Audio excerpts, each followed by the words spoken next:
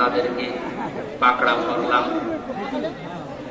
আমি মিলিয়ে দেখেছি 2024 সালের আগস্টের 5 তারিখের ডেটটা পর্যন্ত যে মানুষগুলো কোনোদিন ভাবেও না যে আমাদের পালানো লাগবে,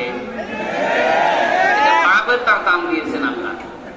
আল্লাহ বলেন ছাত্ররা ধরে নাই, জনতা ধরে নাই, আমি আল্লাহ নিজে ধরেছি। এই না বহু বছরের ফাইল আল্লাহ নিজে।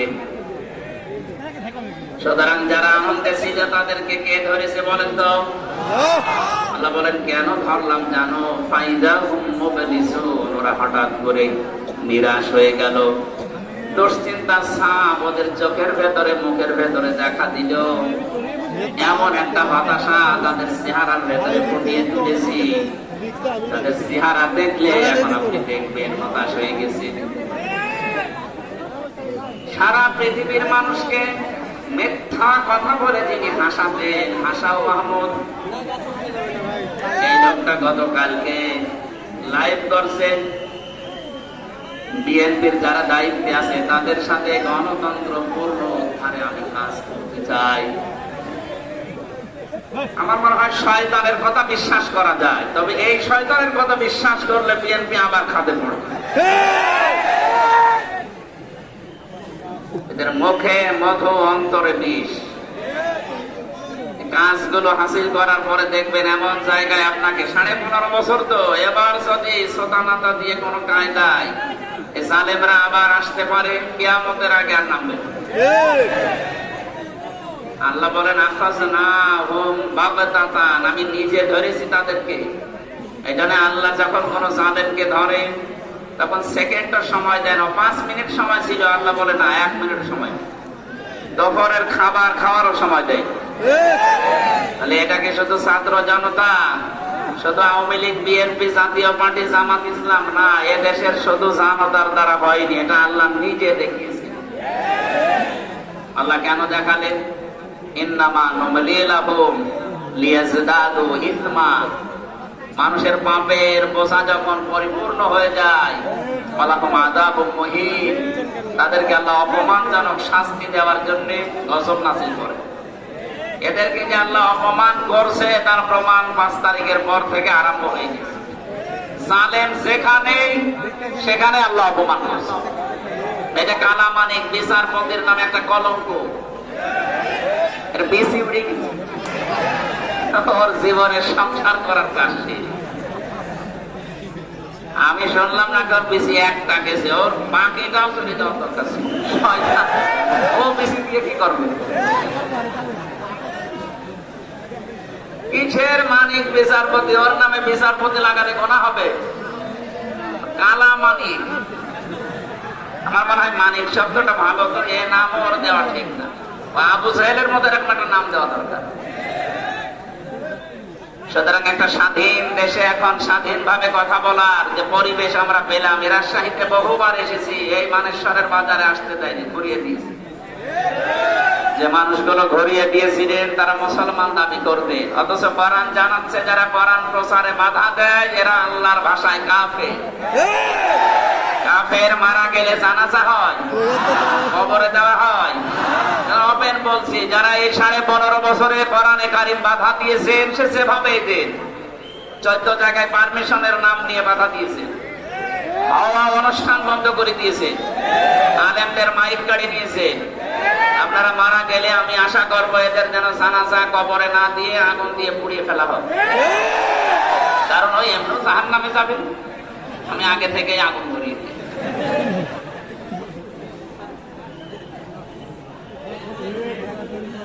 যে আল্লাহ আমাদেরকে কোরআনে কারিম শোনার জন্য একটা সুন্দর, স্বচ্ছ এবং নির্মল পরিবেশ দিয়েছে, এটা এখন ইবাদত চলছে। আপনি যাই মনে করেন এটা ইবাদত চলছে। কি চলছে বলেন তো? এই ইবাদতে যারা শামিল হলেন বলেন আলহামদুলিল্লাহ। এখানে আসা সবার ভাগ্য হয়নি। বহু মানুষ আমি রাস্তায় দেখেছি। সেই আসছিলাম ভবানীগঞ্জ থেকে, বিশেষ করে এই যে এখান থেকে 8 কিলোমিটার আগে থেকে আমি রাস্তার মাইল পোস্ট দেখছিলাম, সব জায়গায় শুধু মানুষ আর মানুষ। এ পর্যন্ত অনেকে আসতে পারেন না, হয়তো মাইকের আওয়াজও তাদের কানে এ পর্যন্ত যাবে না। যারা এসেছি আল্লাহ আমাদেরকে অবশ্যই কোরআন এবং হাদিসের নির্দেশ অনুযায়ী আমি দেখতে পাচ্ছি আমাদেরকে ভালোবেসেছে। এক ড্রাইভার যাচ্ছিল তার মালিকের সাথে কনসার্টের অনুষ্ঠানে। কোথায়? কনসার্ট দেখার জন্য। ড্রাইভারটার ভেতরে আল্লাহর ভয় আছে, এই জন্য মালিককে বলছে, স্যার আপনি একটু আমার সময় দেন, আমি একটু ফরজ নামাজটা পড়ে আসি, আজান হয়ে গেছে, হাইয়া আলাস সালাহ হাইয়া আলাল ফালাহ। সফলতা পেতে হইলে এখন আমাকে সেজদা দেওয়া লাগবে। যদিও আমরা অনেক মুসলমান এটা বুঝি না, সফলতা তালাশ করি নামাজ বাদ দিয়ে অন্য জায়গায়। যার জীবনে নামাজ নেই সে সফল হতে পারবেন না। চিন্তা করছে তো আর একটা ঝামেলা আমার ঘাড়ে দিয়ে দিবে, আমি তো নিজে নামাজ পড়ি না, আবার এদের নিষেধ করবো, সে তো আর এক ঝামেলা হবে। দুনিয়াদার মানুষ যারা, তাদের কাছে নামাজ একটা ঝামেলাই মনে হয়। কথা বলে না কেন? না, এই কথা ঠিক আছে, নামাজ আসলে একটা ঝামেলা। কোরআনে কারীম জানিয়েছে, ওয়াস্তাঈনু বিস-সাবরি ওয়াস-সালাতি ওয়া ইন্নাহা লাকাবীরাতুন ইল্লা আলাল খাশিঈন। তোমরা সাহায্য চাও আল্লাহর কাছে নামাজ এবং ধৈর্যের দ্বারা। এই পৃথিবীতে নামাজ একটা কঠিন, একটা ভারী বিষয়, কিন্তু তাদের জন্য না যে মানুষগুলো তাদের রবকে ভয় করে চলে। যত কঠিন হোক না কেন, যারা আল্লাহকে ভয় করে মাস্ট বি তারা সময় হলে নামাজ পড়বে। রাজশাহী বাসে লোকটা নামাজ আদায় করার পর চিন্তা করছে, আমার মালিক তো বাইরে দাঁড়িয়ে আছে, ওনার তো গুরুত্বপূর্ণ কাজ না, উনি কনসার্টে যাবে, দেখে আমি আল্লাহর তাসবিহ গুলো একটু আদায় করে যাই। সাহেব বসে চিন্তা করছে এত দেরি হবে কেন, সবাই বেরিয়ে চলে যায়, বেটা করে কি জানালার ফাঁকা দিয়ে উঠে মেরে দেখে পর বলতেছে, আনকর বলতেছে। চিন্তা করে আল্লাহ এ কি করলাম, এরা মাঝে মাঝে বাজার করতে পাঠায়, এক মাসে কত টাকা আত্মসাৎ করেছে সব একেবারে নিরিবিলি হিসাব করছে। দুনিয়াতে যে যে চিন্তাধারা নিয়ে চলে সে তার বিপরীতকে ওই চিন্তারই মনে করে। জালানার ফাঁকা দিয়ে গান দিয়েছে, ওই বেটা আর কিসের হিসাব করিস, হিসাব না জিকির করছে। চিন্তা করে ধারণা করলাম কি আরে হলো কি, ঠিক আছে বের হবি না, আমার অনুষ্ঠানে দেরি হয়ে যাচ্ছে। ভেতর থেকে আওয়াজ দিচ্ছে মালিক যে আল্লাহ আপনাকে বাইরে থেকে মসজিদ পর্যন্ত আসতে দেয় না, ওই আল্লাহ কেন একটা অজানা আবেশের কারণে, অজানা একটা নির্দেশে আমাকে এই মসজিদ ঘর থেকে বাইরে যেতে দিতে চাই না। এই উদাহরণ দিয়ে আমি বোঝাতে চাই, যারা এখনো পর্যন্ত কোরআনে কারিমের আওয়াজ, আজ কয়েকদিন পর্যন্ত আপনাদের মাইকিং চলছে, পোস্টার হয়েছে, কোরআনে কারিম শোনার জন্য, বলার জন্য অমুক আসবে, কথা ঘোষণা দিয়েছে, এত কিছু জানার পরও যারা আসে নাই, আমার আল্লাহ পাক তাদেরকে ময়দান পর্যন্ত কবুল করেন নাই। আমরা যারা আজকের এই সর্বশ্রেষ্ঠ ইবাদত কোরআনের অনুষ্ঠান, নবীজির ভাষায় আফদালুল ইবাদাতি তিলাওয়াতুল কোরআন, সেই হিসাবে এই উত্তম অনুষ্ঠানে যারা এসেছি, যেভাবে এসেছি, আল্লাহ যেভাবে আমাদেরকে নিয়ে এসেছে, আমরা আশা করছি আল্লাহ আমাদের প্রতি একটু বেশি দয়া দেখিয়েছেন। বলেন আলহামদুলিল্লাহ। দরুদ আর সালাম পড়ছি আমাদের নবী মুহাম্মদ রাসূলুল্লাহ সাল্লাল্লাহু আলাইহি ওয়াসাল্লামের প্রতি। আমাদের আজকের আলোচনার বিষয়, আমরা কোরআনে কারীম থেকে যে আয়াত পড়লাম, এই আয়াতকে সামনে নিয়ে কথা বলবো ইনশাআল্লাহ। বাংলাদেশ সহ বিশ্বের বহু জায়গায় আজকের আয়াতের ভেতরে একটা শব্দ আছে, এই শব্দটা নিয়ে খুব ঝামেলা আছে, ভেজাল লুকিয়ে আছে, এটা আমরা নিরসন করতে চাই। যেহেতু শুধু বাংলাদেশের একটা রেকর্ড হয়ে সারা দুনিয়ায় ছড়িয়ে যাচ্ছে, যে বিষয়টা নিয়ে ভেজাল আছে এটা আমরা নিরসন করবো। তার নাম হচ্ছে দিন। নাম কি? দিন মানে রাতের পরে যেটা আসবে ওই দিন, বলেন না। কোরআন শরীফের ভেতরে আল্লাহ 19টা অর্থে দিন শব্দটাকে নিচে ব্যবহার করেছে। আমরা যে অর্থে দিন বুঝি এই অর্থে ওখানে নেই। তাহলে আমরা আন্দাজে দিন অর্থ যেটা বুঝি, দিন মানে ধর্ম, এটা নেই। দিন মানে 19টা অর্থে কি কি পাওয়া যায়, আমি কোরআন থেকে কোট করে করে আপনাদেরকে ডেলিভারি দিচ্ছি। আপনি বাস্তবে মিলিয়ে দেখবেন আসলে আপনি দিন মানেন কিনা। পৃথিবীর দিকে তাকান, যা দেখতে পান আর যা দেখতে পান না, সব সৃষ্টি আমার আল্লাহর দ্বীনের সামনে মান বাস্তব অবনত করে দিয়েছে। আফা গায়রা দীনিল্লাহি ইয়াবগুন ওয়ালাহু আসলামা মান ফিস সামাওয়াতি ওয়াল আরদ তাওআন ওয়া কারহান ওয়া ইলাইহি ইরজাউন। আল্লাহ পাক বলেন, হে পৃথিবীর মানুষেরা, তোমরা কি আমার বিধান বাদ দিয়ে দুনিয়ার অন্য কোন নিয়ম নীতি বিধান তালাশ করো নাকি? অথচ আসমান আর জমিনে যা আছে, ইচ্ছায় অনিচ্ছায় আমি আল্লাহর দ্বীনের সামনে, আমার সামনে মাথা নত করে দিয়েছি। সবাইকে আমার কাছে ফিরে আসা লাগবে। একটা শুনতে কয়েক সেকেন্ড সময় লেগেছে, বুঝতে অত তাড়াতাড়ি বোঝা যাবে না। এত কথা আল্লাহ আয়াতের ভেতরে প্রবেশ করিয়ে রেখেছে। আমাদের যে হায়াত আছে, আমরা যদি সারা জীবনে ওই আয়াতটা নিয়ে আলোচনা করি, হায়াত শেষ হয়ে যাবে, এ কোরআনের কথা শেষ হবে না। আমরা ওই মন নিয়ে এখন শুনতে চাই।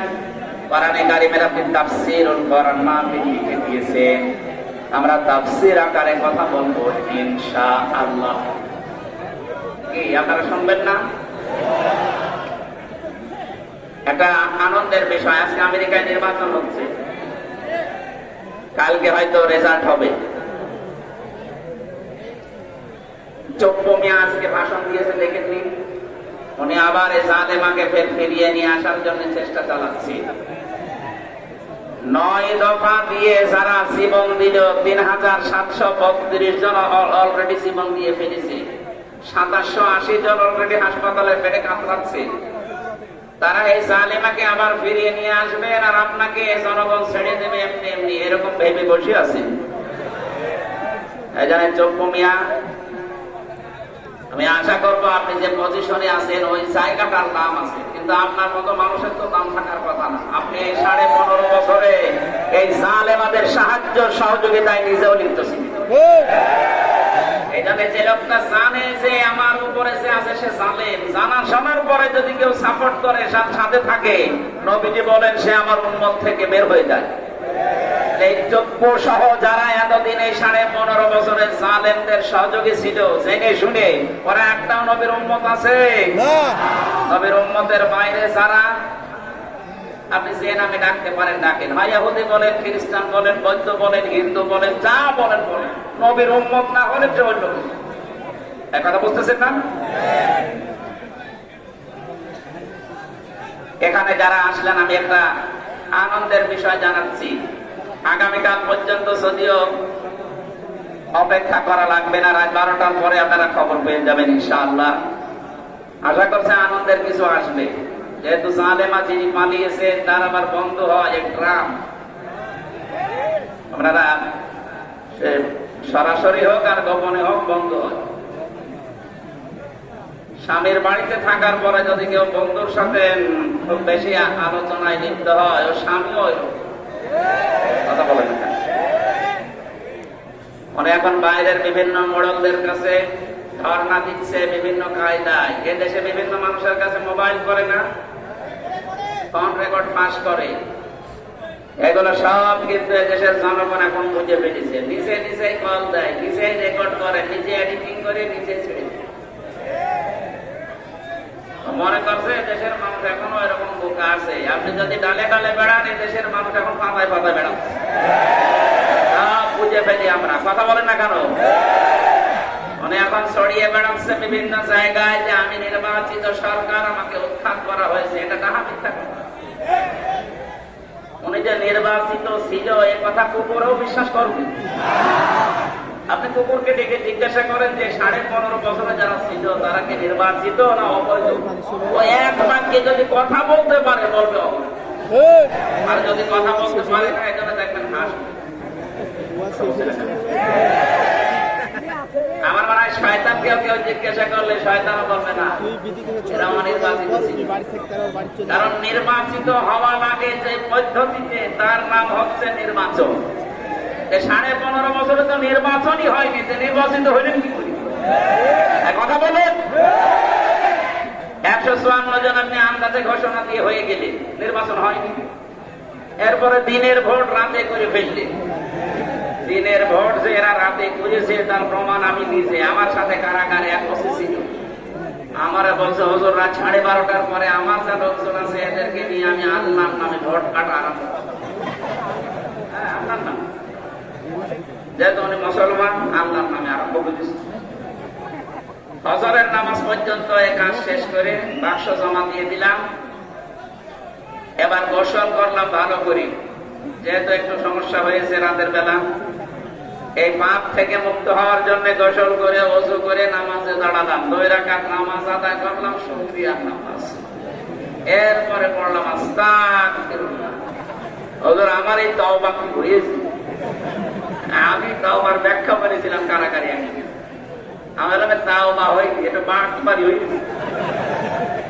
কারণ আপনি আল্লাহর কাছে তওবা করছেন কোন কারণে? আপনি কি আল্লাহর কাছে অপরাধ করেছেন? আপনি অপরাধ করেছেন হামজার কাছে। কথা বলেন না?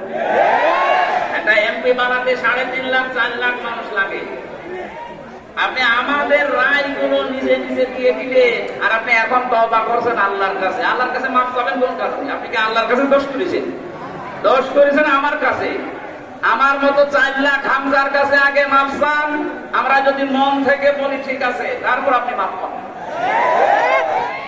এই জন্য এই 15.5 বছরের জুলমের সাথে যারা জড়িত ছিল, সে নির্বাচন বলেন, মিথ্যা মামলা দিয়ে বলেন, যেভাবে হয়রানি করেছে, আপনি এখন আস্তাগফিরুল্লাহ পড়লে, এই হাসান মাহমুদের মতো মায়া কান্না করলে আপনার মাফ হবে না।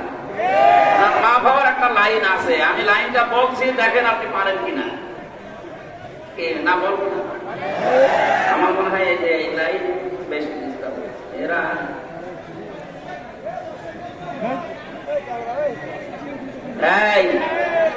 আপনারা দেখতে পাচ্ছেন না? আমি দেখতে পাচ্ছি, দেখার দরকার নেই। আপনি কি দেখবেন কি? আমার কি পরিমলের মতো জিনিসপত্র আছে? চলে না এরকম কদ্দুসের মতো কি এরকম শরীর আমার? এরকম হলে তো আমি কিছু দেখতে পাচ্ছি। আমার কিছুই নেই ভাই। 2-3টা জিনিস করাবো, একটু মোটা লাগবে। ওরা আমার জেলখানায় 3টা বছর ফাঁসির কন্ডেম সেলের ভেতরে যা কষ্ট দিয়েছে আর যা খাওয়িয়েছে, শরীর তো আছে যা এই ভালো। আশা করছে আপনারা একটু জ্ঞান জামটা বন্ধ করেন, কথা বলবেন না বললাম, যা করেন কথা বলবেন। 1 ঘন্টার সময় চেয়ে দিচ্ছে আমার, আর 9টার সময় আলোচনা আছে, তো ওই সেই গোদা গাড়িতে অধ্যাপক মুজিবুর রহমান সাহেবের ওখানে আছে, উনিও আছে ওখানে। এই মাহফিলটাতে ভাইয়ের সম্মানে জোর করে নেওয়া, আমার শরীরও মানছে না, আপনারাও ছাড়ছেন না। আল্লাহু আকবার, এরকম হয়ে যাচ্ছে যে গরু দিয়ে চাষ করে খাবেন, ও গরু যদি অন্তত আমার বাঁচিয়ে রাখা লাগবে না কিছুদিন। কিছুদিন বাঁচিয়ে রাখেন, আপনারা ডিস্টার্ব করবেন না ভাই। আমার ভাইরা, বিভিন্ন মানুষ এখন হোয়াটসঅ্যাপে কল দিয়ে বলছে হুজুর যাই করেছি আমাদেরকে একটা পথ দেখান। এখন আমরা এরকম বড় জালেম না, মাঝারি জালেম না, হালকা পাতলাই, অন্তত আমাদেরকে যেন যেভাবেই হোক একটু পরিষ্কার করা যায় সেই কথাগুলো বলবেন। হ্যাঁ, তাদেরকে বলছে, এটা রেকর্ড হচ্ছে। যারা ছোট জালেম আছেন, মাঝারি আর বড় জালেম, তাদের আমি চাই এই দেশে যারা বড় জালেম আর মাঝারি জালেম, তাদের মাটিটা করে মোড়ে মোড়ে টাঙিয়ে দেন। কিয়ামতের আগে জালেমরা যেন শর্ট করে ঢোকা কিসে, কিয়ামতের আগে যেন ঢুকতে না পারে।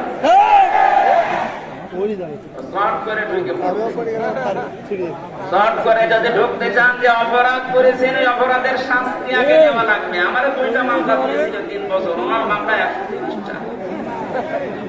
3 বছর করে হলেও 130কে 3 দিয়ে গুণ দেন তো 390। এত বছর আপনি আগে থাকবেন, তারপরে বলবেন আমি আসতেছি। আমি জানি এতদিন আপনি বাঁচবেন না, কম করে চলে যাবেন। কথা বলে না কেন? এমনি যে হায়াতে আছেন, আমাদের হায়াত নিয়ে বেঁচে আছেন। বাংলাদেশের গড় আয়ু যা, সেই হিসাবে আমার বয়স পার হয়ে যায়নি। আমাদের হায়াত নিয়ে আপনি বেঁচে আছেন হাওলাত দিয়ে। এরপরও আপনি আশা করে 41 সাল টার্গেট দিয়েছিলেন, যার টার্গেট আল্লাহ মিস করে দিয়েছেন। আর আল্লাহ যেটা মিস করে দেয় ওইটা আর কাউকে পূরণ করতে দেওয়ার মতো আমি পাইনি। কারণ পৃথিবীতে যত স্বৈরাচার পালিয়েছে, কোন স্বৈরাচার আবার ফিরে এসেছে ইতিহাস দুনিয়ায় 850 বছর আগে পালিয়েছিল লক্ষণ সেন, আর এত বছর পর পালিয়েছে ওনার নাতি। কথা বলছে না কেন? আমি নাতি বলছি এই কারণে, আমার ফাঁসি চাই। এই বইটা পড়েন তো। আমি মেজর তালিব বলছি এই বইটা পড়েন। এতদিন বন্ধ ছিল, এখন তো পাওয়া যাচ্ছে। পড়ে দেখেন উনি যে নাতি লক্ষণ সেনের, এটা প্রমাণ হয়ে যাবে। কারণ বাবা মা দাদা দাদি এই যে উপর পূর্বপুরুষ যারা সব ওই রকমই ছিল। আমি আর নিচে নামলাম না। এরপরও যদি কেউ না বোঝা ভান করে থাকে, এদিকে আসে কানে কানে বলছে। রাজশাহীবাসী ওনারা যেহেতু ছোট জালেম বলে কল দেয় যে আমাদেরকে আপনারা যেভাবে হোক বাঁচান, আমি বাঁচাতে চাই। আমি চাই না আপনি মরণের পরে আমার ধরা খান। বড় জালেম যারা, মাঝারি জালেম, ওরা তো আল্লাহর মামলার আসামি, ওদেরকে বাঁচানোর পদ্ধতি দুনিয়ায় নেই। যারা এই 15.5 বছরে জুলুম করেছে, ভোট দিতে দেননি, মানুষকে রায় দিতে দেননি, তার অধিকার নষ্ট করে দিয়েছেন। এখন যদি আপনি এখন 18 কোটি মানুষ বাংলাদেশে আছে, এদের কাছে মাফ চাইলেন, এরা মাফ করে দিল। তো 15.5 বছরে যারা মারা গেল, আপনি তাদের কাছে মাফ চাবেন কি করে? বলেন না কেন? মারাত্মক অপরাধ করে ফেলেছেন বলেন তো। দুনিয়াও শেষ, আখিরাত তো শেষ হয়ে গেছে। জালেমদের আর কোন বাঁচার পথ নেই। আর ছোট জালেমদেরকে আমি এবার আশা জাগাচ্ছি। বিশ্ব নবীর কাছে একজন মহিলা এসে ডাক দিয়ে বলে, হে রাসূল, আমি জিনা করেছি, আমার বিচার করেন, আমাকে আপনি মুক্ত করেন পাপ থেকে। কিয়ামতের দিন যেন এ মা বাবার ডবল করে আল্লাহ বিচার না করে। নবীজি বললেন, ঠিক আছে, কথা কাউকে বলবা না, যাও চলে যাও। মহিলা আবার সামনে এসে বলে, হে রাসূল, সত্যি আমি জিনা করেছি, যৌবনের তাড়নায়, আপনি বিচার করেন। নবীজি আবার মুখ ঘুরিয়ে নিলে। তৃতীয়বার মহিলা আবার সামনে গিয়ে বলে, হে রাসূল, সত্যি বলছি আমি জিনা করেছি, আপনি বিচার করেন। নবীজি বললেন, তুমি কি গর্ভবতী? বলে, হ্যাঁ, হয়ে গেছি। তোমার উপর তো এখনই বিচার করা যাবে না, আগে সন্তানটা খালাস হোক। ডেলিভারি হবার পরে সঙ্গে সঙ্গে এসেছে। নবীজি বললেন, এখনই না, অন্তত 2 বছর তোমার স্তনের দুধ পান করবে তোমার এই সন্তানটা, তার অধিকার এটা। আমি দুনিয়ায় মানুষের হক নষ্ট করার জন্য আসি না, এসেছি ভাইয়ের হক ফিরিয়ে দেওয়ার জন্য। মানুষের অধিকার আমি ফিরিয়ে দেওয়ার জন্য দুনিয়ায় এসেছি। এ বাচ্চাটারও অধিকার আছে তোমার স্তনে। মুসলমানেরা আছে, নবী ছোট বাচ্চা, তার মায়ের হক যেন নষ্ট না হয়, কত কেয়ারফুল। অথচ আমরা নবীর উম্মত হয়ে যত বড় হচ্ছি, তত হক মারার জোর হচ্ছে। এখানে কত আল্লাহর ওলি মার্কা বসে আছে, ভাইয়ের জমি ফাঁকি দিয়ে জাল দলিল করে নিজের নামে লিখে দিয়েছে। আমি 16 সালে হাজে একবার দেখেছিলাম, আমার সাথে একজন নিজের ছেলের নামে ভালো ভালো সম্পদ, দোকান এবং বাজারে যে সম্পদ আছে সব লিখে দিয়েছে। আর মেয়ের মাথায় হাত দিয়ে বলছে, মা তোর জন্য দোয়া করে দিলাম। এটা নির্ভেজাল টানটা একটা শয়তান। ওর হজ কবুল হওয়া দূরের কথা, সেন্টার বিমানবন্দরে আসবে না। শাহজালাল বিমানবন্দর তো দূরের কথা। সম্মানিত মা বোনেরা, আপনার স্তনে যে দুধ আল্লাহ দিয়েছেন, এটা আজ অনেকে নিজের সন্তানকে দিতে চাচ্ছেন না, নিজের বডি ফিগার নষ্ট হয়ে যাবে এই কারণে। স্বামীকে বলে, টানো আনো, আমাদের পাগল হয়ে গেছে। এত কষ্ট করে জন্ম দিলাম, এরপরে বলছে টানো আনো। নানো এনে করবো কি? তোমাকে আল্লাহ টানো দেয়নি? যে মেয়েরা নিজের স্তনে দুধ সন্তানকে না দিয়ে জমাট করে রাখেন, বিজ্ঞান এখন প্রমাণ করছে তাদের স্তন ক্যান্সার হওয়ার ঝুঁকি বেশি। বডি ফিগার ঠিক করার জন্য আপনি স্তনে দৌড়াদৌড় করে রাখবেন, শেষে কেটে বাদ দেওয়া লাগবে। আমি নিচে নামলাম না। মায়ের সাথে এজন্য এই ভুল কাজ কেউ করবেন না। পৃথিবীর কোন জিনিস যদি কেউ এক জায়গায় জমাট করে রাখে, দেখবেন নষ্ট হয়ে যায়। আপনি পানি এক জায়গায় রাখেন, দেখেন দুর্গন্ধ তৈরি হবে, এক কথা বলছে না কেন? পোকামাকড় তৈরি হবে, নষ্ট হয়ে যাবে। কেউ যদি লোহা বাক্কড় এক জায়গায় রাখে, দেখবেন ওটা জং ধরে গেছে, মরিচা পড়ে নষ্ট হয়ে গেছে। পৃথিবীর কোন জিনিস এক জায়গায় থাকলে ঠিক থাকে না। যত নড়াচড়া করবে, যত চাপবে, তত দেখবেন ভালো জিনিস আসতে থাকবে। নদীর পানি আপনি যত ছেড়ে দেবেন, দেখবেন তত স্বচ্ছ নির্মল পানি আসবে। আর যদি জমাট বেঁধে রাখেন, পোকামাকড় তৈরি হবে, দুর্গন্ধ তৈরি হবে। পৃথিবীর নিয়ম এইটা, কোন জিনিস এক জায়গায় রাখলে ঠিক থাকে না, ঠিক ক্ষমতাও এক জায়গায় রাখলে ঠিক থাকে না। এই জন্যই তো 15 বছরে এত গরম হয়েছে। ব্যারিস্টার আরমানের মতো মানুষকে 8 বছর আয়না ঘরে রেখে দিয়েছে। আমি 10 দিন মাত্র ছিলাম, আমি দেখেছি বহু দেওয়ালের উপরে লেখা আছে, মোবাইল নাম্বারটা লিখে নিচে লিখে দিয়েছে, ভাইরা যদি বাইরে কেউ যেতে পারে, এই নাম্বারে বলবেন যে আমি বেঁচে আছি। 2 বছর, 5 বছর না, কেউ 8 বছর, কেউ 10 বছর, কাউকে 14 বছরের লোক আমি পেয়েছি। এখন এইরকম অপরাধের সাথে যারা জড়িত, ওরা যদি শুধু আস্তাগফিরুল্লাহ পড়ে বলে আমার মাফ হয়ে গেছে, কে বলেছে আপনাকে? আমি যে কথাটা বোঝানোর জন্য বলছিলাম, মেয়েদের আপনারা এই ভুলটা করবেন না। সামনে কিন্তু আপনার সন্তানের প্রতি আপনার মহব্বত আল্লাহ নষ্ট করে দিবে। কারণ স্তনে যে দুধ আল্লাহ দিয়েছে, এর ভেতরে আল্লাহ সন্তানের জন্য আল্লাহ মহব্বত ঢেলে দিয়েছেন। যদিও দুধ যদি মা পান না করায়, মায়ের গোনা হবে না, কারণ দায়িত্বটা বাবার। নতুন মনে হচ্ছে এখানে আলেম নেই। সূরা বাকারা 2 নম্বর পারা 17 নম্বর পৃষ্ঠার 1ম নম্বর লাইনের 233 নম্বর আয়াতে আছে, ওয়ালা ওয়ালিদাতু ইরদি'না আওলাদাহুন্না হাওলাইনি কামিলাইনি লিমান আরাদা আইয়ুতিম্মার রাদা। আল্লাহ পাক বলেন, পৃথিবীতে আমি দায়িত্ব দিলাম সন্তানকে কমপক্ষে 2 বছর দুধ পান করানো লাগবে। এ দায়িত্ব মায়ের না বাবার? না? আপনি কি আলেম? শব্দের দিকে খেয়াল করবে তো আলেমরা। আয়াতের দিকে তাকান, লিমান আরাদা আইয়ুতিম্মার রাদা। এখানে মুআন্নাস শব্দ নেই, মুযাক্কার শব্দ আছে। পুরুষের নাম আল্লাহ দিয়েছেন, পুরুষ মা হয় না বাবা হয়? তাহলে সন্তানকে দুধ খাওয়ানোর দায়িত্ব বাবার। বাবার যেহেতু মেশিন পত্র নেই, আছে? আর এটা সম্ভব? সেই জন্য মাকে যদি এই দায়িত্ব পালন করতে হয়, মা যদি বলে না আমি করবো না, আমার টাকা দেওয়া লাগবে, এক একটা সন্তানের জন্য আমার 2 লাখ করে টাকা দেওয়া লাগবে, আপনাকে তাই দেওয়া লাগবে? আমার মাইকে এটা বলা ঠিক হলো না, কারণ আমারও 1 মাস 2 দিন আগে একটা বাচ্চা হয়েছে, ও ছাপা যদি এখন শুনে 5 লাখ টাকা দাও, তাই তো তোমার মেয়ে তুমি নিজে খাওয়া। আমি একটা বিপদে পড়ে গেলাম তো। না, মা বোনেরা, এটা দায়িত্ব আপনার না। আপনি না খাওয়ালে গোনা হবে না। যদি স্বামীকে বলেন যে 5 লাখ টাকা লাগবে এক একটা সন্তানের জন্য, নাই আমি দুধ দেবো না, আপনার ছেলে যা করবেন করে। শেষে স্বামী যদি বাধ্য হয় 5 লাখ টাকা দিয়ে দুধ খাওয়াতে, তাও খাওয়ানো না। রহমতুল্লাহ সাহেবের 9টা ছেলে মেয়ে, ওনার বউরা যদি বলে এক একটা ছেলে মেয়ের জন্য 5 লাখ, 5 নম্বর হয় 45 লাখ টাকা ওরে দেওয়া লাগবে না। আমি এই মাসলাটা বললাম কোরআনে কারিমের আয়াত দিয়ে, এই কারণে দায়িত্বটা এই কি গো,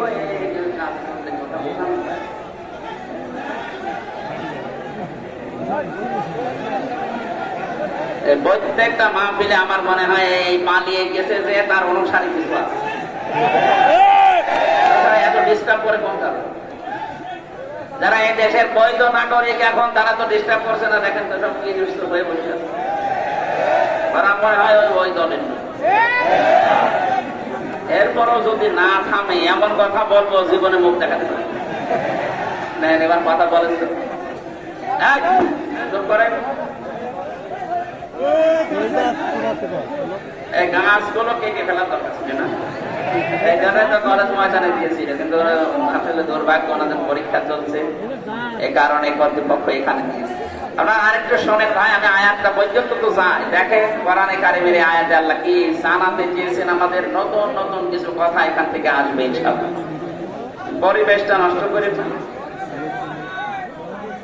মহিলার কথা বলছিলাম এই কারণে, বিশ্বনবী মেয়েটিকে বললেন যতদিন পর্যন্ত 2 বছর না হবে আমার কাছে আসবে না। বারবার প্রতি রাতে প্রতি ক্ষণে সব সময় বলে, আল্লাহ তুমি আমাকে মরণ দাও, আমার দুঃখ নেই, কিন্তু 2টা বছর আমার হায়াত বাড়িয়ে দাও। এ অপরাধ আমি মাফ করে মুক্ত না করে মরতে চাই না। 2টা বছর পরে যখন শক্ত খাবার খাওয়া শিখেছে, কোলে করে নিয়ে আসলেন, হে রাসূল এই দেখেন আমার এই ছেলে শক্ত খাবার খেতে পারে, আপনি আমার বিচার করে আমাকে মুক্ত করেন। নবীজি ওই সন্তানটাকে একটা সাহাবীর হাতে তুলে দিলেন, দায়িত্ব দিয়ে বললেন এই মেয়েটাকে মাটির ভেতরে গেড়ে দাও, চারিদিক থেকে পাথর মারা আরম্ভ করো। হযরতে খালিদ ইবনে ওয়ালিদ বলেন, আমি এমন একটা ছুরি নিক্ষেপ করলাম পাথর, মহিলার নাকে লাগার পরে ফিনকি দিয়ে রক্ত আমার শরীরে গেছে। আমি ভৎসনা দিলাম, গালি দিলাম, রাগ করলাম, বড় কঞ্চিত করলাম, নবীজি শুনে ফেলেছেন। বিশ্ব নবীর কানে আওয়াজ যাবার পরে নবীজি বললেন, খালিদ থামো, এ কথা কখনো বলবা না। আমি নবী, তুমি নবী না। আমি যা দেখি তুমি দেখতে পাও না, আমি যা বুঝেছি তুমি বুঝতেও পারো না। আমি দেখতেছি, জিবরাইল আমাকে জানিয়ে গেল এই মহিলার যে কাকুতি মিনতি, যে তাওবা, এর যে শাস্তি দুনিয়ায় নেওয়ার জন্য এত আগ্রহ, আমার আল্লাহ এত বেশি পছন্দ করেছে এর তাওবাটা। যদি দুনিয়ায় কোন জালেম এইভাবে তাওবা করে, আল্লাহ তাকেও মাফ করে দেবেন না। সুবহানাল্লাহ পড়েছেন যারা, এবার হিসাব করবেন আপনাকে।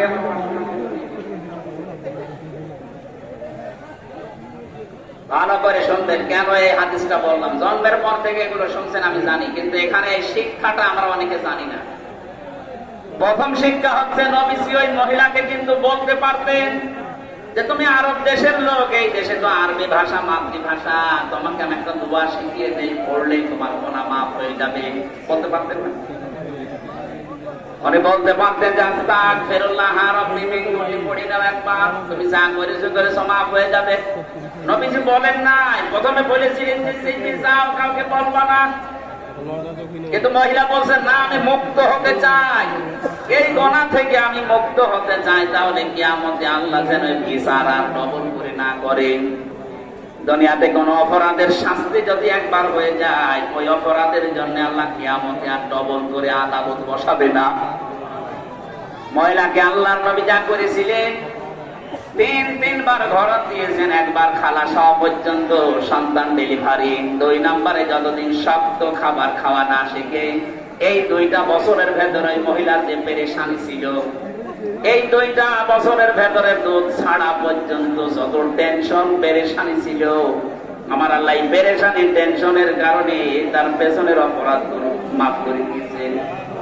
যতটুকু বাকি ছিল এই যে বিচার কার্য সম্পাদনের মাধ্যমে, আমি আগে বললাম না, দুনিয়াতে কোনো অপরাধ করার পর ওই অপরাধের শাস্তি যদি কোরআনে বর্ণিত, হাদিসে বর্ণিত নিয়ম অনুযায়ী আপনি করে ফেলতে পারেন, তাহলে ওই গুনাহ কিয়ামতে আল্লাহ ডবল করে আর বিচার করবে না। মেয়েটার যেহেতু বিচার হয়ে গেছে, এই জন্য নবীজি বললেন, খালিদ এ কথা বলবা না, কারণ আমি নবী, তুমি নবী না। আমি যা দেখতে পাচ্ছি তুমি তো দেখতে পাও না। এই মহিলার এই কাকুতি মিনতি, অনুশোচনা, অনুতপ্ত হওয়া এবং এই বিচার কার্যটা করার কারণে আল্লাহ এত বেশি খুশি হয়ে গেছে, কোন সালেম পর্যন্ত এভাবে তাওবা করলে আল্লাহ তারও মাফ করে দেবে। সুতরাং 15.5 বছরে যারা জুলুম করেছেন, আপনি তো নিজেই জানেন যে আপনি জালেম। আপনার কারণে হাজারো মানুষ ঘরে থাকতে পারেনি, এই কথা বলে না। আপনার কারণে হাজারো মানুষের ব্যবসা প্রতিষ্ঠান বন্ধ হয়ে গেছে। আপনার কারণে মিথ্যা মামলায় জর্জরিত হয়ে চাঁদের মতো মানুষ জেলে গেছে। আমি তো নিরপরাধ, কারণ আমার মামলা কয়েকদিন আগে খালাস হয়ে গেছে। আদালত জানিয়েছে আমার কোনো দোষ নেই, আমি নির্দোষ। তাহলে আমার মতো মানুষকে আপনি 3 বছর তাও জেলে দিয়েছেন, ফাঁসির কন্টেম ছেলে। আমার সাথে কেউ যেন দেখা না করে, কথা না বলে সিসি ক্যামেরা দিয়েছেন। কি করেছিলাম, এত কোরআনের কথাগুলো সেইভাবে আল্লাহ যেই ফোর্সে বলে ওইভাবে বলতাম, এইটাই আমার অপরাধ। তাছাড়া আমি আপনার মেয়ের দিকে তাকিয়েছি, আর আপনার যে মেয়ে ওদিকে তাকানো যায়, কথা বলে মেয়ে তাকানোর মতো, তার নিজের স্বামী পর্যন্ত চলে গেছে, ওর দিকে আমি কি করে তাকাবো? আমি আপনার ঘর ভাঙি নাই, কেন গোপালগঞ্জে আমি এই জীবনে মাত্র একবার গেছি। ঘর ভাঙা দূরের কথা, এখন যারা ঘর ভাঙতেছে বিভিন্ন জায়গায়, আমি যে বড় সালেম আর মাসারি সালেমের কথা বলছি, ছোট সালেম গুলো বাদ দিন, বড় আর মাসারি সালেমদের আমি আহ্বান জানাবো, এদের এই জায়গায় বসে বসে যেহেতু দেশের জনগণের বিরুদ্ধে, আলেমদের বিরুদ্ধে ষড়যন্ত্র করত, কৌশল অবলম্বন করত, এখানে দুর্বিসন্ধি চালাতো, যেখানে মুসলমানদের বিরুদ্ধে ষড়যন্ত্র করা হয়, জায়গাটা গজবের জায়গা হয়ে যায়। এই জন্যই বড় সালেম আর মাসারি সালেমদের বাড়ি ঘর এগুলো আমার মনে হয় এখন জাতীয় টয়লেট বানিয়ে দেওয়া দরকার, কারণ এগুলো গজবের জায়গা। হাজিকে জিজ্ঞাসা করেন, একটা জায়গা আছে মুজদালিফা থেকে পার হওয়ার সময়টা গজবের জায়গা, খুব তাড়াতাড়ি যাওয়া লাগে। গজবের জায়গাগুলোতে আমরা থাকতে চাই না। অনেকে বলছো খুব দামি জায়গা, দামি জায়গা আবু জাহেলের বাড়ি যাইতে দামি জায়গা। আবু জাহেলের বাড়ি কাবা শরীফের পাশে। আমি কাবা প্রদক্ষিণ করার পরে 7 চক্কর দিলাম, বেশ ভালোই লাগছিল। হঠাৎ উপর দিয়ে করছি, ওই পাশে পেটে আমার ব্যথা। এক পুলিশকে ডাক দিয়ে বললাম, ইয়া হে ভাই, আমার এতক্ষণ তো ভালোই লাগছিল, এখন আমার পেটে ব্যথা করছে। পুলিশ আমার দিকে তাকিয়ে বলে, ইয়া হাজি ওর হজ্জা তাই না মিলাদোকা। হাজি দেশ কোথায়? জি তুমি বাংলাদেশ। বাংলাদেশ থেকে এসেছি। আমার ওনার ভাষা দিয়ে বলছে, আপনি জানেন না এটা কোন জায়গা? না তো, আবু জাহেলের বাড়ি। আপনি এখনো পায়খানা না করে দাঁড়িয়ে আছেন? পায়খানা করে দেখি আমার পেটের ব্যথা ভালো হয়েছে। আল্লাহ আমাকে জানাতে যাচ্ছে, হামজা এত টাকা খরচ করে আসলে আর ওই শয়তানের মুখে পায়খানা না করে চলে যাবা, তাড়াতাড়ি তো। সারা বিশ্ব থেকে যে মানুষগুলো বাংলাদেশ দেখতে আসবে, আমার মনে হয় এই বড় জালেম মাঝারি জালেমদের বাড়িগুলো রাজশাহীতেও সারা শুরু করেছে, এগুলো জাতীয় টয়লেট বানিয়ে দেন, মানুষ এসে যেন পেটের ব্যথা দূর করতে পারে। আমি ইঙ্গিত দিলাম, কত দূর গেল আল্লাহ জানে আর আপনি জানেন। এটা আমি আপনাকে বাঁচাতে চাচ্ছি। আপনি যদি ওই মহিলার মতো তওবা করতে চান, তাহলে আপনার দ্বারা যেই ক্ষতিগুলো হয়েছে ওই ক্ষতিগুলো আগে পূরণ করেন। আপনার দ্বারা বহু মানুষের ব্যবসা প্রতিষ্ঠান বন্ধ হয়ে গেছে, যত ক্ষতি এই 15.5 বছরে আপনার দ্বারা হইলো, ওই টাকাগুলো তারা ফেরত দিন। কথা বলে টাকা আপনি গুম করেছিলেন মানুষকে, আপনার ছেলেকে মেয়েকে হুকুম করা হবে। আপনি ইলিয়াস আলীকে গুম করে দুনিয়ার মুখ আর দেখতে দিলেন না, বিদায় করে দিয়েছেন। এটাতে কত বড় মানবতা বিরোধী অপরাধ। 53 বছর আগের মানবতা বিরোধী অপরাধের বিচার করে, অথচ রিসেন্টলি সবচেয়ে বড় মানবতা বিরোধী অপরাধ ইলিয়াস আলী। কথা বলে আমার কুষ্টিয়া বিশ্ববিদ্যালয়ের ওয়ালিউল্লাহ মুকাদ্দাস আজ 10 বছর হারিয়ে গেল। ওরা যে বেঁচে আছে না মারা গেছে তা পর্যন্ত আমরা জানি না। মা বাবার সাথে দেখা করতে গেলে হাউমাউ করে কেঁদে ওঠে আর বলে, আমার মনে হয় সন্তান একটু বেঁচে আছে। বাংলাদেশে আয়না ঘর যতগুলো আছে মনে হয় সবগুলো উন্মুক্ত এখন হয়ে গেছে, আরো যদি গোপনে কিছু থাকে সবগুলো খুলে দেন। আমি মাটির নিচে বহু সিস্টেম ওদের পেয়েছি, এমন এমন সুড়ঙ্গ পথ তৈরি করা, আপনি জানবেনও না যে এই দরজা দিয়ে মানুষ বাইরে যেতে পারে। এটা কবরের মতো জায়গা। এটা এই অপরাধ গুলো যারাই করেছিলেন, আপনাকে এই অপরাধ থেকে মুক্ত হওয়ার জন্য মাস্ট বি, এই অপরাধের জন্য যে শাস্তি দুনিয়ায় আছে ওইটা আগে নেওয়া লাগবে। ওই মহিলার মতো উনি যেমন জেনার শাস্তি নিয়েছে, আপনি চুরির শাস্তি নেন। চুরির শাস্তি হাত কাটা, এখন বলছেন এখন। আমার মনে হয় এই শাস্তি যদি এখন এই দেশে এখন কার্যকর হয়, বহু মানুষের হাত চলবে। যারা ডাকাতি করে, এক প্রকার ডাকাতি ওইটা মানুষকে বিনা কারণে ধরে আবার নিজে ছাড়িয়ে দেয়, মাঝখানে 5 লাখ টাকা নেয়। আমার আমারে যারা ধরেছিল ওরা নিজেরাই আমারে ছাড়িয়েছে। মাঝখান থেকে আমার বাবার কাছ থেকে 3 বছরে প্রায় 32 লাখের উপরে টাকা খেয়েছে। তাহলে এই টাকাগুলো এখন ফেরত দেবেন। আমার মামলার আয়ু নিয়েছে প্রায় 10 লাখ। বলেছে আমরা আর মামলা দেব না, যা বলতে বলছি এই কথাগুলো বলবেন আর টাকা দিন 10 লাখ। বাবা তো গ্রাম্য মানুষ, ও ভয়ের চোটে টাকা 8 লাখ একদিনে দিয়ে দিয়েছে। ও শয়তানরা কথাও রাখে নাই, পরের দিন আবার আর একটা মামলা দিয়েছে। আপনি কথাটা তো রাখতে পারছেন। এখানে আমার কাছে যে অপরাধ করেছেন আমি জীবন আপনাকে মাফ করবো না, আগে আমার ওই 32 লাখ টাকা ফেরত দেন। আর আমার মতো 3 বছর ফাঁসির কন্টেন্ট ছেলে থাকেন মাটির নিচে, যেখানে আপনি উল্টা করে আমার 11 ঘন্টা ঝুলিয়ে রেখেছিলেন, আমিও ঝোলাবো আপনাকে। এমনি এমনি ঝুলিয়ে রাখলে তো ভালো, চোখ কালো কাপড় দিয়ে বেঁধে দিয়ে, পায়ের সাথে দিয়েছে ডান্ডা বেড়ি, হাত পেছনে দিয়ে দিয়েছে হ্যান্ডকাপ, মাজায় দড়ি দিয়ে 11 ঘন্টা একেবারে টাঙিয়ে দিয়েছে। আমি 4 রক্ত নামাজ পড়েছি আন্দাজে ইশারায়, জানি না এখন নামাজের সময় কিনা, কি করবো? তাহলে জিজ্ঞাসা করার মানুষ মাটির নিচে অন্ধকার। এগুলো যারা করেছিলেন এই মানুষগুলো এখন বসে আস্তাগফিরুল্লাহ, কিসের আস্তাগফিরুল্লাহ? আপনি কি আল্লাহর কাছে দোষ করেছেন? আস্তাগফিরুল্লাহ করছেন? দোষ করেছেন হামজার কাছে, কথা বলেন না কেন? দোষ করেছেন তাদের কাছে, আগে আমাদের কাছে বলা লাগবে, এরপরে আমরা মন থেকে যদি বলে, আমরা মন থেকে বললে হবে না, আমার বউ মাফ করা লাগবে, কারণ তার অধিকার ছিল আমার প্রতি। আমার 2টা মেয়ে মাফ করা লাগবে। কথা বলেন, ছোট মেয়েটা এখনো পর্যন্ত আমরা চিনি না, 4 বছর হয়ে গেল, ডাক দিলেও কাছে আসতে চায় না। ও মনে করে এরকম হুজুর বহু আসে। কি একটা দুঃখ বলে তো, হজে নিয়ে গিয়েছিলাম, এই যে হুজুর মাসা আমার কাছে আসতে চায় না, হুজুর জিনিসপত্র কিনে দেয় কারোর কাছে।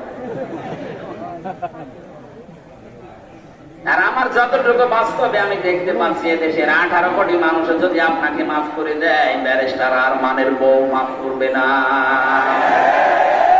মানুষ 2 দিন 5 দিন 1 বছর 2 বছর থাকতে চায় না, মহিলা 8 বছর তো জানেও না যে সামনে আছে কিনা। এই সমস্ত অপরাধ থেকে মুক্ত হতে হলে আপনার দ্বারা যতটুকু যার যে পরিমাণ ক্ষতি হয়েছে ওই ক্ষতি আগে পূরণ করেন, এরপরে আস্তাগফিরুল্লাহ পড়েন। আমি আশা করছি আমার এই ছোট কথা আপনি বুঝে ফেলেছেন, তাহলে আপনি মাফ পাবেন, কিয়ামতে আল্লাহ আপনাকে ছাড় দেবেন। তাছাড়া কিয়ামত পর্যন্ত আস্তাগফিরুল্লাহ পড়ে আপনার কোনো মাফ নেই। আল্লাহ আমাদেরকে এইভাবে তাওবা করার তৌফিক দিন, বলেন আমিন। আমরা সূরা আলে ইমরানের 83 নম্বর আয়াতটা পড়েছি।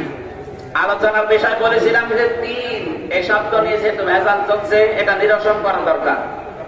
আপনারা করবেন তো? আমি কোরআন থেকে হাদিস থেকে কোট করে যা বলছি এইভাবেই দুনিয়াতে আমাদের মানা লাগবে। দিনের অর্থ প্রধানত 19টা, আমি সামারাইজ করে 10টা অন্তত বলি, কারণ যেহেতু 9টায় ওখানে যাওয়া লাগবে, এই জন্য তাড়াতাড়ি করছি। আরো আগে উঠতে পারলে আমার মনে হয় ভালো হতো। দিনের প্রথম অর্থ হচ্ছে কিয়ামতের দিন। তাহলে দিন মানে রাতের পরে যে দিন আসবে এই দিন না, দিন মানে আসল হচ্ছে কোন দিন? কিয়ামতের দিন। বলেন বলেন। আল্লাহ নিজে দলিল দিয়েছেন কোরআনে কারিমে, মালিকি ইয়াউমিদ্দিন, কিয়ামতের দিনের মালিক কে? এটা যাদের ভেতরে দৃঢ়ভাবে বিশ্বাস জন্মাবে যে কিয়ামতের দিবসের মালিক আল্লাহ, ওর জীবন পরিচ্ছন্ন হতে বাধ্য। আল্লাহ দিন মানে কিয়ামতের দিন খেলা করার জন্য দেয়নি। এটা যদি সত্যি আপনি বাস্তব জীবনে প্র্যাকটিক্যাল লাইফে সেট করতে পারেন যে দিন মানে আর একটা দিন আসতেছে, আমাকে দাঁড়ানো লাগবে ওই দিন, ওর জীবন থেকে হারাম ইনকাম বন্ধ হয়ে যাবে। কারণ চিন্তা করবে আমার আসল দিন সামনে পড়ে আছে, এই দিন না আরো দিন আছে, এই দিন নিয়ে যাবে ওই দিনের কাছে। এই বিশ্বাস যার ভেতরে যত বেশি বর্তমান, তার জীবন তত বেশি পরিচ্ছন্ন। খলিফাতুল মুসলিমের হযরতে ওমরের জীবন আমি পড়েছি, তার জীবনটা পরিচ্ছন্ন হওয়ার পেছনে কারণ এই দিন। 24 ঘন্টায় টেনশনে থাকতেন, এটা বিচার দিন আছে, ওই দিনে আল্লাহ যদি আমাকে সামনে দাঁড় করিয়ে বলে, ওমর বলো দেখি 26 বছর পর্যন্ত তুমি তো দিন মানোনি, কি করেছো 26 বছর জবাব দাও, আমি ধরা খেয়ে যাবো। এটা সবসময় চিন্তা করতেন কি করে এই দিন থেকে বাঁচা যায়। নিজের সন্তানটা একটা ভর্তি করে দিলেন মাদ্রাসায় আব্দুল্লাহ, হযরতে আলীর সন্তান হোসাইন ওই মাদ্রাসায় পড়তো। বারবার টেবিল থেকে কলম ফেলে দেয় আর বলে, আব্দুল্লাহ তুলে দাও। 3 বার তুলে দেওয়ার পরে উনি বললেন, কি বারবার আমার কলম তুলতে বলো, আমি কি তোমার খাদেম চাকর নাকি? হযরত হোসাইন বললেন, তুমি তো চাকর শুধু না, খাদেম না, খাদেমের বাচ্চা খাদেম। সেই সময় তিনি প্রেসিডেন্টের ছেলে। এই কথা শোনার পরে গেছে রাগ হয়ে, বাড়িতে গিয়ে বলছে, আব্বা আমি আর মাদ্রাসায় যাব না, হোসাইন আমাকে অপমান করে গালি দিয়েছে, তোমারও গালি দিয়েছে, আমি নাকি খাদেমের বাচ্চা খাদেম। ঠিক আছে, বিচার এখন না, জমার দিন আমি বিচার করব। জমার দিন হাজার হাজার মানুষ যখন মসজিদে নববীতে হযরত ওমর আলোচনা করছিলেন, খুতবাটা বন্ধ করে হোসাইনকে বললেন, এদিকে আসো, তুমি আমার ছেলেকে গালি দিয়েছো খাদেমের বাচ্চা খাদেম বলে। হ্যাঁ দিয়েছি। কেন দিলে? ইমাম হোসাইন বলে, খলিফা ওকে হাত দিয়ে বলেন, আপনি কি আমার নানার খাদেম ছিলেন না? হযরত ওমরের কথা বন্ধ হয়ে গেছে, চোখ দিয়ে দরদর করে পানি ঝরছে। ডাক দিয়ে বলে, হোসাইন আমি তো এভাবে চিন্তা করি নাই, আমি তো খাদেম ছিলাম। এই কথাটা তুমি লিখে দিতে পারবে? কাগজ কলম নিয়ে আসেন। ছোট মানুষ তো আবেগে বলেছে, কাগজ কলম নিয়ে আসেন। খেজুরের পাতা নিয়ে এসেছে, উনি লিখে দিলেন, ওমর আমার নানার খাদেম ছিল, আমি দেখেছি, কিন্তু হোসাইন ইবনে আলী। সই করে দিলাম, যান। কাগজটা হাতে নিয়ে জমা খেলেন। ডাক দিয়ে বলে, নবীর সাহাবীরা বিচার হয়ে গেছে। ছোট মানুষ আব্দুল্লাহ তো বোঝে না, বলে, আব্বা বিচার শুরুই করলে না, কি করে হয়ে গেল? হোসাইনকে শাস্তি দিবা না? হযরত ওমর বলে, সন্তান যে শাস্তি পেয়েছি এটা শুধু দুনিয়া না, আখিরাতের কাছে লাগবে। আমি যখন মারা যাব, এই কাগজটা আমার কাফনের ভেতরে দিয়ে দিও। যেদিন আল্লাহ আমাকে তার সামনে ডাকবে, কিচ্ছু যদি আমার জীবনে কবুল না হয়, কাগজটা দেখাবো। আর রব্বুল আলামিন কিয়ামতের এই কঠিন ময়দানে কোটি কোটি মানুষ আমার সামনে দাঁড়িয়ে আছে, এই কাগজটার দিকে একটু তাকাও। আমার জীবনের কিছু যদি তোমার পছন্দ না হয়, কাগজের দিকে লেখা আছে আমি নবীর খাদেম ছিলাম, এও ছিল আমার বাপ। তারা কিয়ামতের দিন নিয়ে কোন চিন্তায় ছিলেন, আর আমরা আছি কোন ধান্দায়? আমি একা একা মাঝে মাঝে যখন থাকি আমার আনমনা হয়ে যায়, মাঝে মাঝে মনে হয়, আল্লাহ তুমি যদি বলো হামজা 2024 সালে অক্টোবর মাসের 31 তারিখ পর্যন্ত করে মাফ করে দিলাম, যা তো কোনো বিচার নেই, শুধু নভেম্বর মাসের 1 থেকে 5 এই 5 দিনের হিসাব দিয়ে জান্নাতে চলে যায়। আমি হামজার যা অবস্থা, এই 5 দিনের হিসাব দেওয়া সম্ভব না। আপনারা পারবেন না? আপনারা পারবেন? দিন, খালি নাম শুনে দিন, এটাতে কত ভয়ঙ্কর। বিশ্ব নবী নিজে প্রতিদিন কিয়ামতের এই ভয়াবহ হিসাব থেকে 100 বার আল্লাহর কাছে বলতেন, আল্লাহুম্মা ইউহাসাবু হিসাবান ইয়াসীরা, আল্লাহুম্মা হাসিবনি হিসাবান ইয়াসীরা। আল্লাহ তুমি যাই করো আমার সাথে অন্তত আমার হিসাবটা সহজ করে দিও। কিয়ামতের ময়দানে 3 প্রকার বিচার আল্লাহ করবেন। 1 নম্বরে আল্লাহর বিচারে কোনো অবিচার থাকবে না। আল্লাহর বিচারে কোনো অবিচার। আল্লাহ যদি ন্যায় বিচার করে কেউ জান্নাত পাবে না। কি কথা বলছেন এখন? আল্লাহ যদি ন্যায় বিচারও করে কেউ জান্নাত পেতে পারবে না। প্রশ্ন আসতে পারে, অবিচার নেই তার বিচার ব্যবস্থায়, ন্যায় বিচার করলেও জান্নাত পাবে না, তো করবে কি? একটা পদ্ধতি আছে। অনেক যদি বলে বিনা বিচারে আমি তোরে মাফ করে দিলাম, এই লোকটা জান্নাত পাবে। আজকে বিশাল ময়দানে লক্ষ লক্ষ মানুষ নিয়ে আমি হামজা মুসাফির অবস্থায় আছি, মাজলুম অবস্থায় আছি, অসুস্থ আছি। যেহেতু মাজলুমের দোয়া, মুসাফিরের দোয়া, অসুস্থ মানুষের দোয়া নবীজি বলেছেন এটা কবুল হয়ে যায়। হাজারো হাজি নিয়ে, হাজারো গাজী নিয়ে দোয়া করছি, কিয়ামতে আল্লাহ যেন প্রত্যেকের কপালে এটা লিখে দেয় যে তোর বিচার দিয়ে যা। আল্লাহ যাকে মাফ করতে চাইবে তাকে একটা চাদর দিয়ে ঘিরে নেবেন, সব মানুষ থেকে আলাদা করে। মনে করেন রুহুল কুদ্দুসকে আল্লাহ মাফ করবে, ডাক দেবে, রুহুল আমার সামনে আয়। চারিদিকে একটা পর্দা দিয়ে, চাদর দিয়ে ঘিরে দুনিয়ার মানুষ থেকে আলাদা করে নেবে। আল্লাহ নিজের সামনে দাঁড় করিয়ে বলবে, রুহুল বলতো এই পরিস্থিতি। নিজে নিজে যখন স্বীকার করতে বাধ্য হবে, কারণ জানে যে আমার চোখের পলক আল্লাহ জানা আছে। লজ্জায় নিজের মাথা নত করে বলবে, আল্লাহ আমি করে ফেলেছি আমার নফসের ধোকায়, যৌবনের তাড়নায়, আপনি আমার মাফ করে দেন। এর এই কাকতি মিনতির দিকে তাকিয়ে আল্লাহ যারে মাফ করতে চাইবে শেষে বলবে, যা করে আমি মাফ করে দিলাম। যত মানুষ আজকের এই কোরআনের অনুষ্ঠানের সাথে জড়িত, যতটুকু আপনি এগিয়ে এসেছেন, এই ওসিলা করে আল্লাহ যেন কিয়ামতে আপনাকে এরকম গোপনে মাফ করে দেন, বলেন আমিন। দিনের এই বিশ্বাসটা পরিপূর্ণ বদ্ধমূল করা লাগবে আমাদের অন্তরে।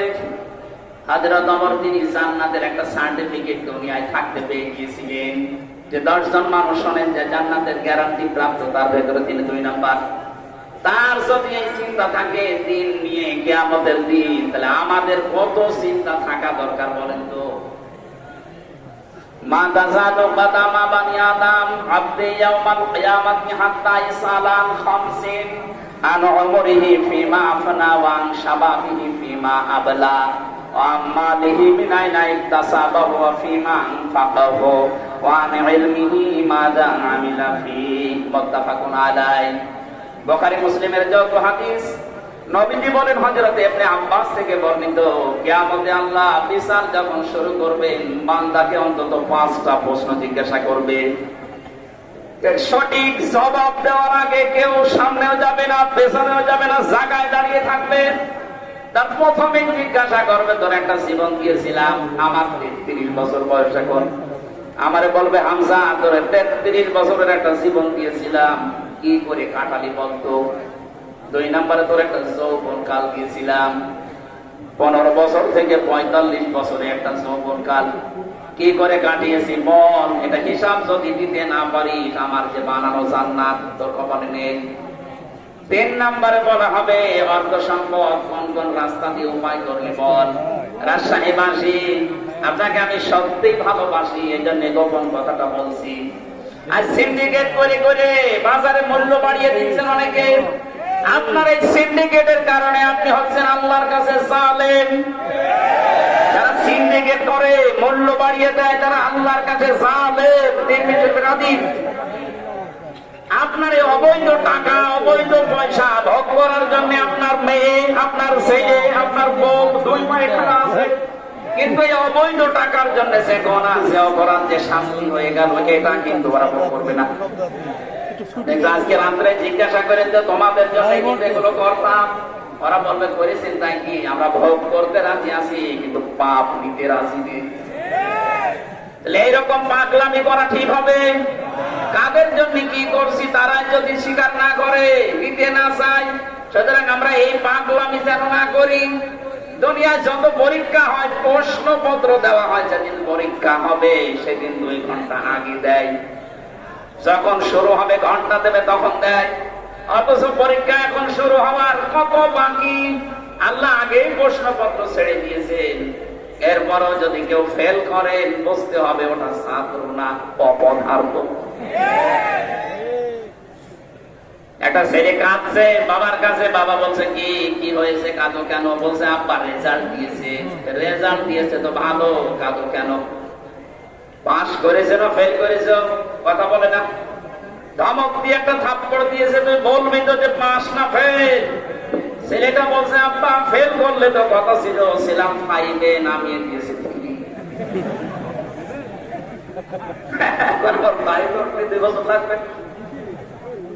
কত পরে আপনার কষ্ট দেওয়ার কথা, আগেই প্রশ্নপত্র আল্লাহ ফাঁস করে দিলেন যে এরা কিন্তু এই করবে।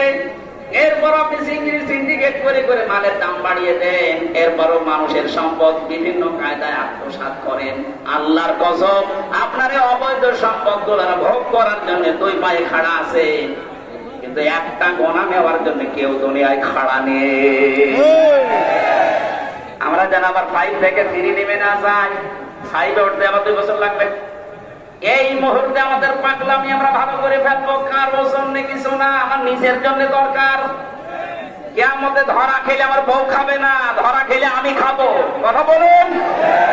মাল সম্পদ কিভাবে উপার্জন করছেন এটার হিসাব মিলান, হিসাব দিতে পারবেন। কালকে দুদক অতিরিক্ত সচিবকে ধরেছে, 1,15,00,000 টাকা পাওয়া গেছে তার বাড়ি। সেনাবাহিনী ধরার পরেও বলছে আমি 10 টাকা 20 টাকা করে বুঝিয়েছি। মানুষের মিথ্যা কথা বলতে পারে। আমি হিসাব করে দেখলাম, কেউ যদি 10 টাকা 20 টাকা করে প্রতিদিন গোছাতে থাকে, তোর 2000 বছর সময় লাগবে 1,15,00,000 টাকা এক জায়গায়। তো মহিলা মাত্র দায়িত্ব ছিল কয় বছর? 15.5। না, আপনি পার পাবেন না, ধরা খেয়ে যাবেন। যেভাবে উপায় করছে, বৈধ রাস্তায় উপায় করলে একটা মানুষের 630টা বাড়ি বানানো পৃথিবীতে সম্ভব না। তো বাংলাদেশে বানিয়েছে। কথা বলেন না কেন? 100 ভাগ ধরা খাবে। আমি থামেন, শুধু এতটুকু না, মাল আবার কোথায় খরচ করলেন? মমতাদের কনসার্টে দিয়েছেন নাকি কোরআনে কারীম প্রচার করার জন্য 5টা টাকা দিয়েছেন? এইটাও আল্লাহ জিজ্ঞাসা করবে।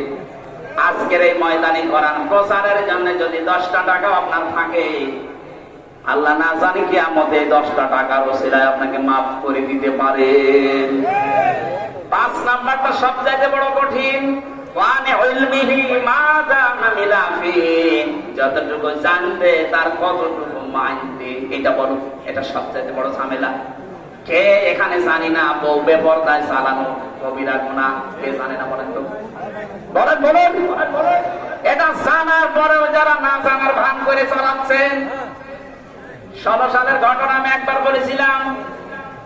ওই সময় আমি বিশ্ববিদ্যালয়ে মাস্টার্সে একজন গোষ্ঠী, আর ওই যে মজমপুরে যে গোল চত্বর দেখে একজন মোটর সাইকেলে যাচ্ছে বউ নিয়ে। সালাম দিলাম, বললাম কে? তোমার ভাবি। কি পরিয়েছেন এটা? একটি শাড়ি না মশারি? একবার তাকানোর পর আর তাকানো যাচ্ছে না। আমারে বলছে, হামজা এদিকে আসো। কানের কাছে মুখ নিয়ে বলছে, আমি আর কত দেখবো? আমি তো সারা জীবন দেখলাম এলাকার মানুষের হক নিয়ে হক আদায় করে বেড়াচ্ছে। যাদের বউ সুন্দর, মেয়ে সুন্দর, পুত্র বধূ সুন্দর, এরকম হক আদায় করার জন্য বিভিন্ন জায়গায় ছেড়ে দেয়। কথা বলে না কেন? এই পুরুষ মানুষগুলো দায়িত্বস। কোন মহিলাকে নবীজি দায়িত্বস বলেন না। আর দায়িত্বস লা ইয়াদখুলুল জান্নাহ, এটা মুযাক্কার। যে এই পুরুষের কারণে তার যুবতী মেয়ে, তার বউ, তার যুবতী বোন, তার পুত্রবধূ, তার মা বেপরদায় চলাফেরা করে, এই লোকটা কিয়ামতে জান্নাতে ধ্যান হবে। সুতরাং আমরা যেন সতর্ক হয়ে থাকি। যতটুকু আমরা জানি অতটুকু মানার চেষ্টা করি। কিয়ামতের দিনের গুরুত্বপূর্ণ বিষয় হচ্ছে এই 5টা। আমার মনে হয় 5টা প্রশ্নের উত্তর জোগাড় করা আমাদের অনেকেরই নেই। আমি সহ যারা এসেছি প্রত্যেকেই 5টা প্রশ্নের জবাব এখন থেকে জোগাড় করার চেষ্টা চালাবো ইনশাআল্লাহ। আমরা আগামীতে মাহফিল দিলে একটা মাহফিল নেবেন। আজকে 3টা চলছে, আমার শরীরও পাচ্ছে না, ওখানে এখন 1 ঘন্টা কথা বলা লাগবে। আজকের মতো শেষ করে যাচ্ছি। রাজশাহীতে আর একটা অনুষ্ঠান আছে, ওই দিন কথা বলবো ইনশাআল্লাহ। আর রুহুল ভাইয়ের আহ্বানে সাড়া দিয়ে আমি আবার আসবো। আল্লাহুম্মা আমিন।